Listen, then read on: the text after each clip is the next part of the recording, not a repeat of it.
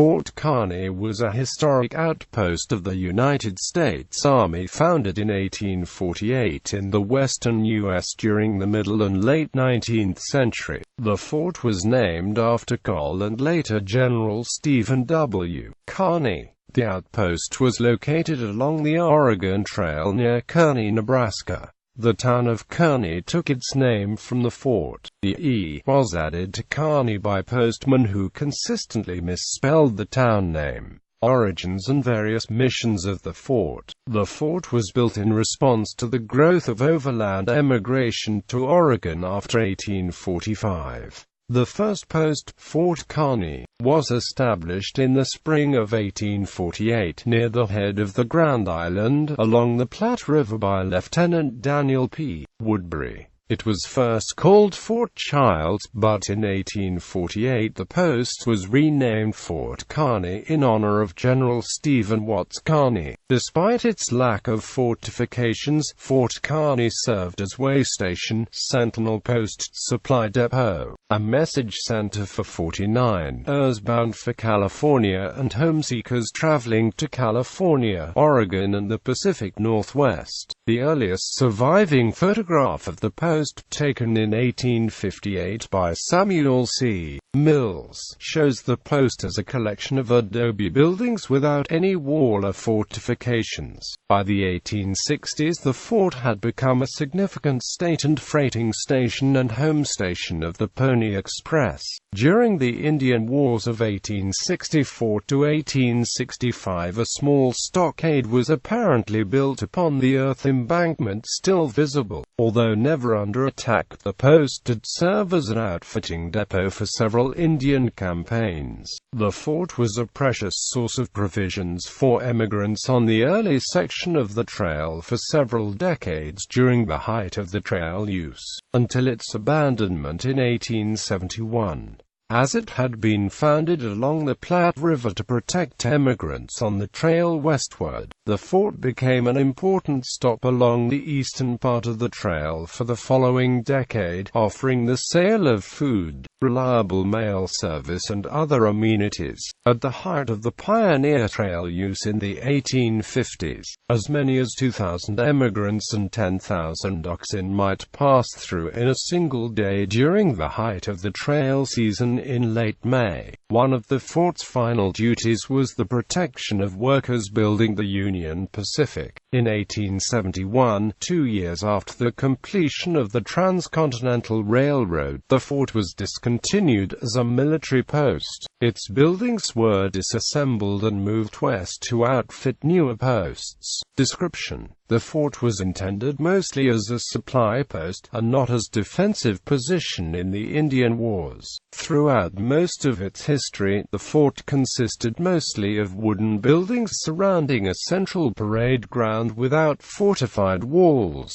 Throughout the decades of its use until the completion of the Transcontinental Railroad, the character of the buildings became slightly more permanent, changing from adobe and sod structures to wooden frame construction. Although it was in the heart of area inhabited by American Indians aka Native Americans, and was near the center of hostile action in the 1860s, no direct attack was ever made on the fort. History. First, Fort Kearny. The fort along the Platte River was the second of 2 Army posts in present-day Nebraska to be named after Colonel Stephen W. Kearny of the U.S. Army. In 1838, Kearny had scouted the area along the Missouri River at the mouth of Table Creek near present-day Nebraska City, looking for a suitable location for an outpost to protect westward travelers. In 1846, following Kearny's recommendation, the United States War Department had ordered the building of an outpost on the site and directed Kearny to construct one there. The Army then sent Colonel Kearny with a detachment of men from Fort Leavenworth up the Missouri to the area with orders to construct an outpost at The selected site. The Army constructed a two-story wooden blockhouse on the site, which became known as Camp Kearny and later Fort Kearny. The Army quickly realized, however, the location was not chosen well, since few emigrants passed the site on the way west. Instead, the main routes of the trails preferred by emigrants lay to the north near Omaha and to the south. Construction was subsequently halted on the site, with the exception of the erection of a number of log huts for temporary quarters for a battalion of troops who wintered there in 1847 to 1848. Second Fort Kearny. In September 1847, Kearny sent topographical engineer Lt.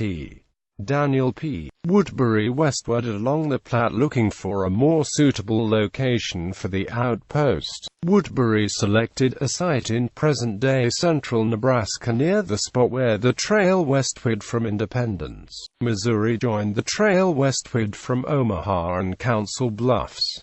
Woodbury described the spot in his journals as, "I have located the post opposite a group of wooded islands in the Platte River.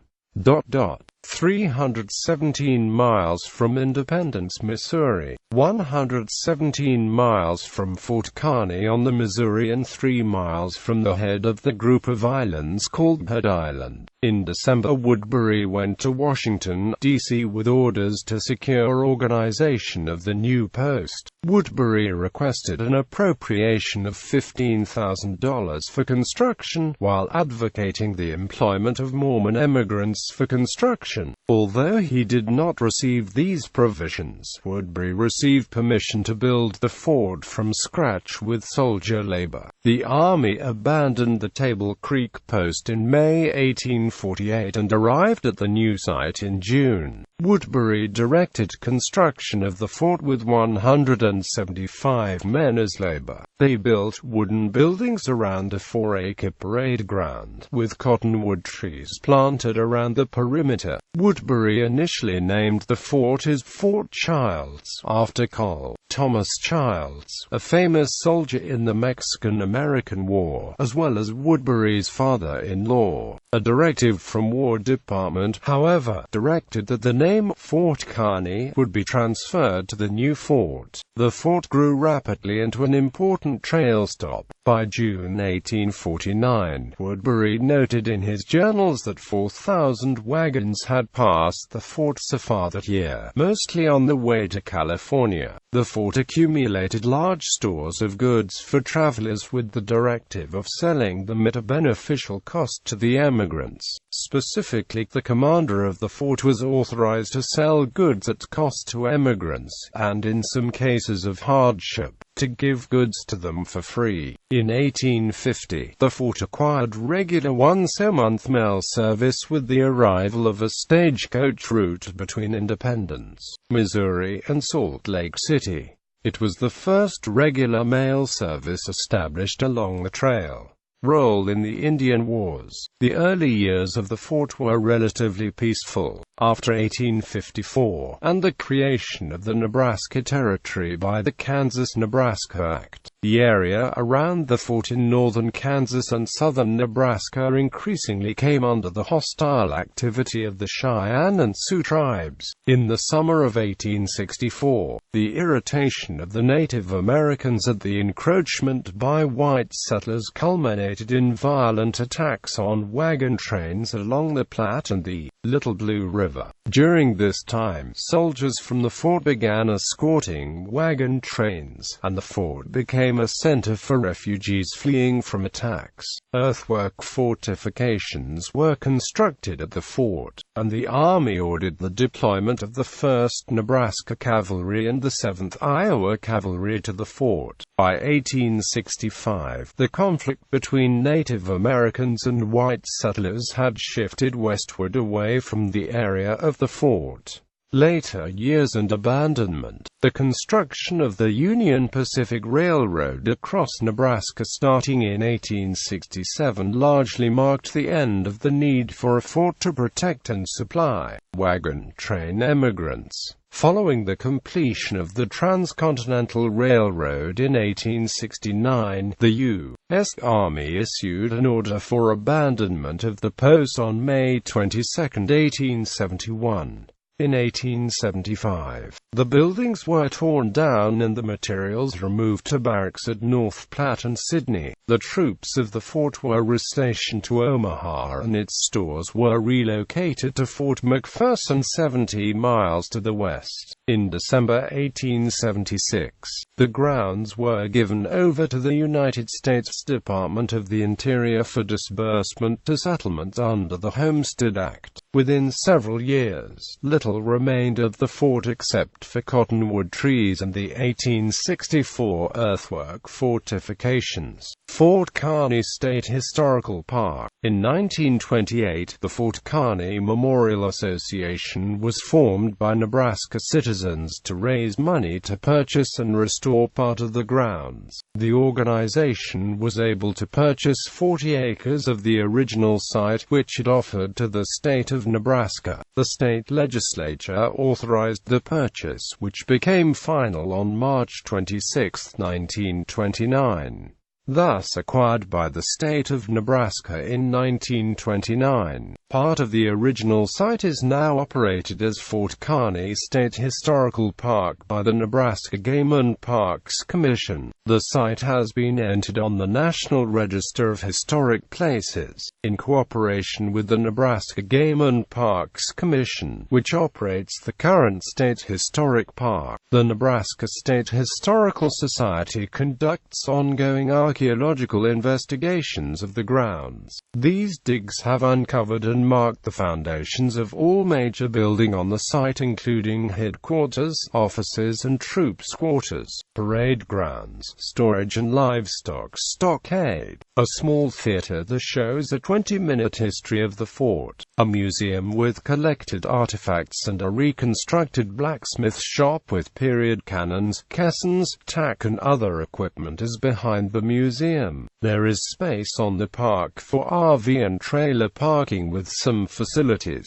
The park is only open during the summer months. Reenactors fire the authentic cannon every year on the 4th of July weekend ceremonies. In June 2010, Governor Dave Heineman signed a proclamation re-establishing the 2nd Battalion, Nebraska Veteran Cavalry. The unit will be at the fort on 3 major holidays: Memorial Day weekend, the 4th of July weekend, and Labor Day weekend. This historical cavalry unit served at the fort during the Indian Wars. The unit is historically correct in every possible aspect. Bugle calls used by the cavalry can be heard at differing times to announce the activities of the troop at the fort. Depiction in fiction. In the novel Around the World in 80 Days by Jules Verne, a train in the process of being hijacked by Sioux stops at Fort Kearny to request aid from the troops there. Such an event is somewhat of an anachronism, given that the conflicts with Native Americans had largely shifted away from the area by the time of the completion of the railroad. Fort Kearny also appears in the short-lived television Western drama series The Loner, starring actor Lloyd Bridges. The series, created and written by Rod Serling of The Twilight Zone fame, takes place in the late 1860s and features the fort in an episode titled Westward the Shoemaker. The Westward episode concerns an Eastern European Jewish immigrant who seeks a new life in Nebraska Territory as a bootmaker but runs afoul of a card shark. The fort is mentioned in the introduction to an episode of the TV series Wagon Train, the William Moran story, as the next destination of the settlers. The fort is also referenced in the HBO television series Deadwood in episode 5 of the first series as the closest place to find smallpox vaccine. The fort is mentioned in the 2014 film The Homesman, as the post Tommy Lee Jones character was stationed when a soldier with the U.S. Dragoons